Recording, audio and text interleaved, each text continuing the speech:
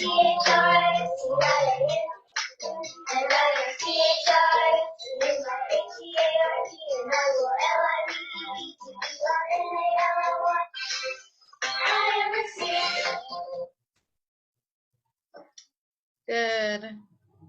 day, everybody. I'm Aunty Pé, and welcome to Sunday School with Aunty Pé. So this week we're continuing talking about God's promises, and everything leads up to the end of this year. So stay with me. So we're talking about God's promises. So we first met God when He created the earth, and He created the earth in seven days, well 6 days, and He rested on the seventh day. And then we met God again with Noah and his promise to never to flood the earth again. And He gave Noah the rainbow, and He gave us the rainbow to remind us of that promise. So today we're going to talk about some other promises God made. So God made promises to this man named Abraham. Now you already know Abraham. You've already met Abraham, at least a little bit. At least I hope you've met Abraham with that nice little song, Father Abraham had many sons. Right, so that is the same Abraham. So Abraham, God promised Abraham something. So God made this promise to Abraham that He would give him many, as many as the eye can see, descendants. And his descendants will do great things. But here's why that was strange. Because Abraham didn't believe God in the beginning, huh? But here's why. Let's meet Abraham. So this is Abraham. If you notice, Abraham is looking really old. At the point in time, Abraham was about 99 years of age. 99 years of age. That's almost 100. You can imagine living to see 99 or even 100 years of age. So at that point, God was like, you know what, Abraham? I'm going to bless you with a son. So Abraham said, really? Okay then, but I'm old. How can I get a son at this age? But God told him, no worries, I promise you I will give you a son, and your son will make you descendants. You will have descendants as many as the night sky, or as many as the grains of sand on the earth. Now let's meet Sarah. Now Sarah was Abraham's wife. And she was also old. She was just as old as Abraham. So when Abraham came and said to Sarah, well, God said, we're going to make a baby, we're going to have a child. And Sarah laughed because she's saying, well, I'm old, you old, we both old, and we can make a baby. But God had a plan, and God made His promise, and God keeps His promises. So God promised Abraham that he would have as many descendants of grains of sand on the beach. Can you count the grains of sand on the beach? Well, on the earth, I just chose the beach because I have plenty of sand. But can you count as many grains of sand on the beach? Just think of the beach alone. So just think of that beach alone. Can you count the grains of sand? It's near impossible to do that. But God promised Abraham that this is how many descendants you are going to have. As many as the grains of sand on the earth.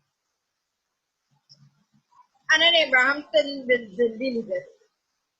So, Abraham was like, but God are old. And time going and no baby. So Abraham said, God took Abraham, out one night and said, look up at the stars. Can you count the stars? Your descendants will be as many as the stars in the sky. Now at this point, Abraham is like, well, God, I'm pushing on 100, How am I going to make a baby? How am I going to have a son? How are these descendants going to be? And God simply said, I'm going to give you as many descendants as there are stars in the sky. And I just from our version, well, the version we use in the Bible, which is the NRSV, says, and God will grant you as many descendants as the stars in the night sky. Now, let's actually read the Bible story. I just paraphrase.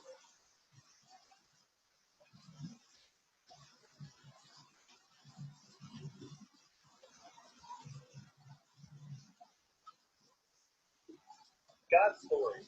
God's promise to Abraham. So part of God's story is about a promise God made to Abraham, and it begins like this. Once there was a guy named Abraham. He had a wife, Sarah. They didn't think they could have any kids, which was a major disappointment as they really wanted a family. But little did Abraham know that God had a very special plan for him. When Abraham was 75 years old, God promised to give him kids, and one day God would send a rescuer through his family. All God asked was that Abraham and Sarah leave their home first and follow him. Now they have a tough choice to make. Leave all their friends and trust God, or stay comfortable. This was not easy. See, Abraham really wanted kids, but was already pretty old. Sarah was getting up there too. Not to mention, she had never been able to get pregnant. If Abraham and Sarah were going to leave their home and trust in God's promise, they had to believe that God would do something that seemed impossible. The good news is, they decided to trust that God would keep his promise. That's always the right choice. So Abraham and Sarah moved from their home to a land called Canaan. Right away, God reminded Abraham of his promise. He said, I will make your children like the dust of the earth. Expect some dust to be counted? If they can, then your children can be counted. This was God's funny way of telling Abraham, you will have a lot of kids, because nobody can count every piece of dust. Well, this promise seemed great, but after a while, Abraham and Sarah still had no kids, let alone as many as the pieces of dust. Now, they were really old. Sometimes God doesn't remind us of his promises because he wants us to learn to trust him. But God took Abraham outside at night and told him to look at the stars. He reminded Abraham that he would give him that many kids. So Abraham decided to believe in God. He and Sarah waited again. After 4 years, he got impatient. This time, God told Abraham, by next year, Sarah will have a son. But by now, Abraham was 99 years old. He and Sarah had both given up on having kids and God's promise. In fact, when Abraham told Sarah what God said, she laughed. It's probably not a good idea to laugh at God's promises, but Sarah was tired of waiting and had stopped trusting. The great thing is, even if we think it's impossible, God really does keep his promises. And just like God promised, Sarah got pregnant the next year after Abraham's 100th birthday. When her son was born, she named him Isaac, which means laughter. Sarah said, God has given laughter to me. Everybody who hears about this will laugh with me. And think about it. A really old lady having a baby, that's pretty funny. God kept his promise to give Abraham and Sarah a son. Even though they didn't think it was possible, it was easy for God because he could do anything, including giving old people babies. And remember how God was going to give Abraham as many children as the stars in the sky? Well, Isaac grew up and had children who had more children who had more children. This kept going and going and going. And guess who eventually was born in Abraham's line? The rescuer himself, God's son, Jesus. All because Abraham followed God and trusted God to keep his promise. And that's the story of God's promise to Abraham. So in case you missed it, here's the quick version. Abraham and Sarah were old. God promised to give Abraham kids. Abraham and Sarah waited. They got impatient. God reminded them he keeps his promises. Abraham and Sarah waited more. They got impatient again. God told them Sarah would have a baby. Sarah laughed. She had a baby. Jesus was eventually born into their family. God always keeps his promises. And that's a part of God's story.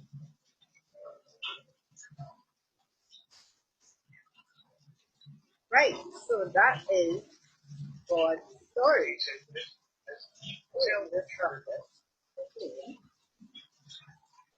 Right, so that's God's story. So this is where we go back to Abraham and we realize that God keeps his promises no matter what. God's promise to Abraham and Sarah was that they will have a baby no matter what. They will have this baby. And Abraham and Sarah would have said to God, well, God, I am old, I am just 99 years. How am I going to have this baby? What am I going to do? What? How are we going to make this baby? And God said to them that by next year, you will have a baby. So when Abraham got Isaac, Abraham was 100 years old.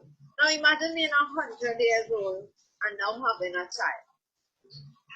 So you are having a child at 100 years old. So think of it, that's like your grandparents now meeting your parents.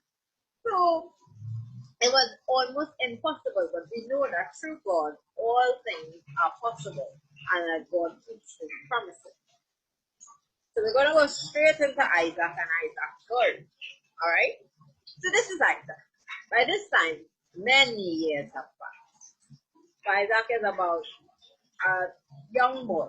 Let's say a young boy. So God now is about to test Abraham. And you may be wondering why God will test somebody who's been so good. But sometimes it's just like for you to know. So how do you know your mathematics without testing yourself? How would you know that you know your language arts without testing yourself? Every time your teacher or your teacher or parent or anybody teaches you something, they give you a test.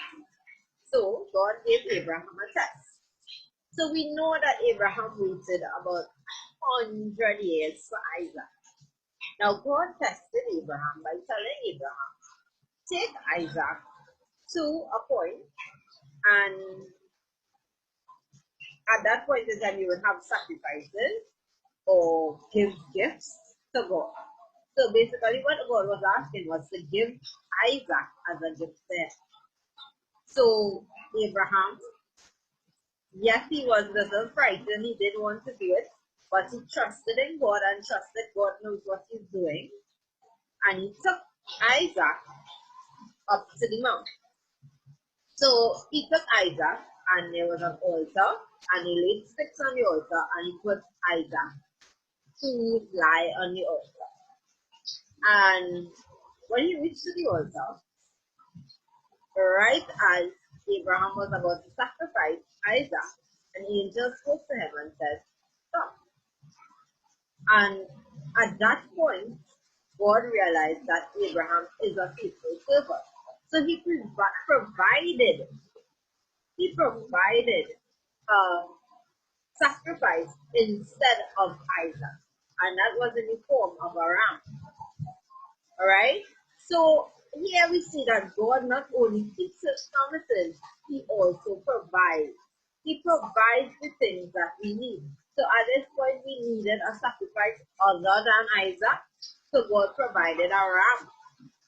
And God did this because Abraham was obedient to him. Alright? So some takeaway points. God keeps his promises. This can be found in Genesis chapter 18.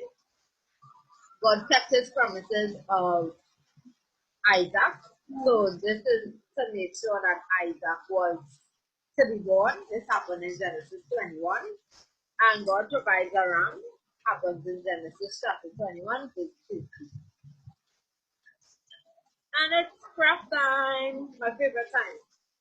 You know I like crafts. So, what you will need. What you need for this craft is simple thing. You will need black paint, white paint, an old toothbrush. Notice I said an old toothbrush. Ask your parents or your assistant.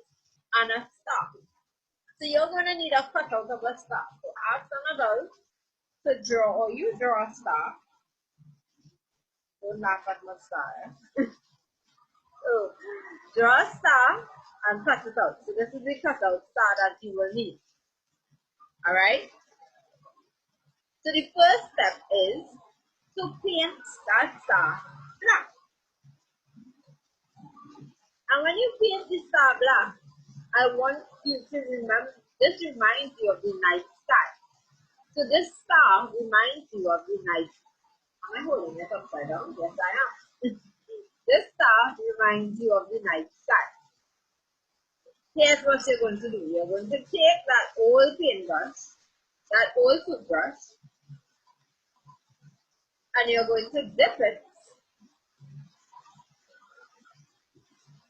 in some white paste. Now what you can do instead of dipping your entire toothbrush in white paste, you can just take the cover, my stars are flying away, and just the top of your toothbrush, top of your toothbrush, and then make this better for you all. Right, so the top of your toothbrush, you're just going to pass it in the cover to get the paint that's in the cover. Now you're taking your black painted star and the toothbrush, so it gets a little messy, and you're passing your tongue on the toothbrush where the paint is, and you will see splatters from it. You can do this on a desk. So if you can see, you'll see the little splatters happening. So you're passing it and splattering it. Right. Splattering it all around your star. So make a little star. Alright? So you're seeing my little stars all around my night sky on my big star. Well, I don't know if you're able to see it properly, but yes. So as you splatter, you will see little stars appearing on your night sky. And this is the reminder that God told Abraham that he is going to have as many descendants as stars in the night sky. Now, can you count those little splatters? Can you count individually those little splatters? No, you can't. Or if you do, it will take you a really long time, but then you will lose count, and in other words, it's uncountable. And that is what God reminded Abraham, that your descendants will be uncountable. Alright? Because your children will have children, and their children will have children, and their children. Now, when I was doing this lesson, somebody asked, and it was a little girl, Miss, but how come Abraham only had sons? And then in this song we sing, I am one of them, and so are you, but I'm a girl. It's not that he just had only sons, but in that point in time, more emphasis was placed on boys. So when we say sons, we talk about the entirety, everybody. Whether it was daughters, whether it was sons, we talk about everybody. It's like when we say mankind, we're not just only talking about men. Alright? We talk about everybody. So when we sing this song, Father Abraham has many sons. Even though I am a girl, I am part of that because I am one of them. And so are you. Alright? So let's just praise the Lord. So we're going to actually sing and dance to that song to get a space, get a nice big space, a space that you can see me and my friends. And let's just join in and sing and dance to that song. But again, before we go, thanks for coming.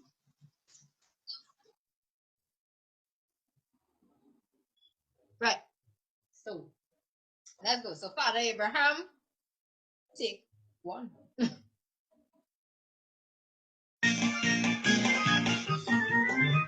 Abraham had many sons. Many sons had Father Abraham. I am one of them, and so are you. So let's all praise the Lord. Right on. Father Abraham had many sons. Many sons had Father Abraham. I am one of them, and so are you. So let's all praise the Lord. Right on. Left on. Father Abraham had many sons. Many sons had Father Abraham. I am one of them, and so are you. So let's all praise the Lord. Right on, left on, right, left. Father Abraham had many sons. Many sons had Father Abraham. I am one of them, and so are you. So let's all praise the Lord. Right on, left on, right, left, left, left. Father Abraham had many sons. Many sons had Father Abraham. I am one of them, and so are you. So let's all praise the Lord. Right on, left on, right, left, left, left. Chin up. Father Abraham had many sons. Many sons had Father want a friend, and so are you. So let's